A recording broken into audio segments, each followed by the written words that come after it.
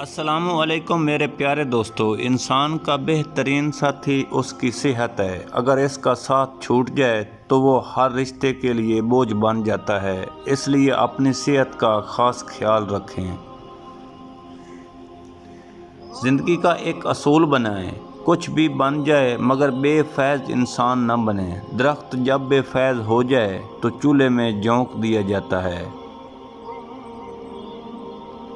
جس طرح شبنم کے قطرے سے مرجھائے ہوئے پودوں میں جان پڑ جاتی ہے، اس طرح خوبصورت اچھے الفاظ مرجھائے ہوئے دلوں کی اداسی دور کرتے ہیں، انہیں پر امید بناتے ہیں۔ ہم وہ سارے کام پہلے کر لینا چاہتے ہیں جو ہمارے نفس کو پسند ہیں، اور وہ سارے کام زندگی کے آخری حصے رکھ کر چھوڑ دیتے ہیں جو میرے اللہ کو پسند ہیں۔ کیوں؟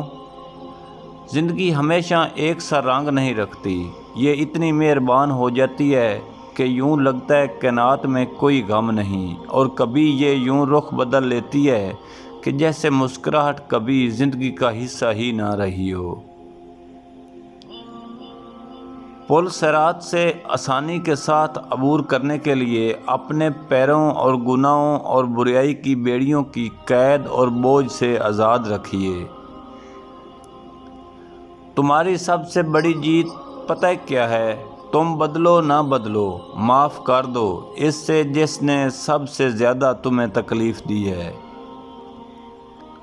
انسان کو سب سے زیادہ تکلیف تب ہی ملتی ہے جب وہ غلط انسان سے زندگی کی ساری صحیح امیدیں جوڑ لیتا ہے۔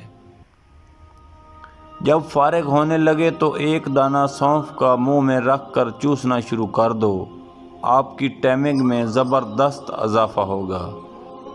زندگی ہمیشہ کچھ نیا دکھائے گی، کبھی ہنسائے گی تو کبھی رلائے گی، اس پر مت بھروسہ رکھنا۔ یہ زندگی ہے، نہ جانے کس موڑ پر اکیلا ہی چھوڑ جائے، بس اتنی زندگی میں معاف کرنا سیکھ جاؤ۔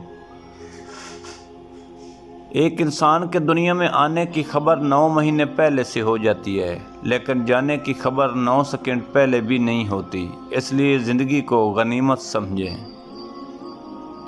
زندگی ایک کھیل ہے، جیتو گے تو کامیاب ہو جاؤ گے اور ہار جاؤ گے تو سمجھدار بن جاؤ گے، لیکن کامیاب ہونے سے پہلے سمجھدار بننا ضروری ہے، یعنی جیتنے سے پہلے ہارنا ضروری ہے۔ جو لوگ اپنی دعاؤں میں دوسروں کو شامل کرتے ہیں، خوشیاں سب سے پہلے ان کے دروازے پر دستک دیتی ہیں۔ وائس آف سدا بہار کملانا سیال۔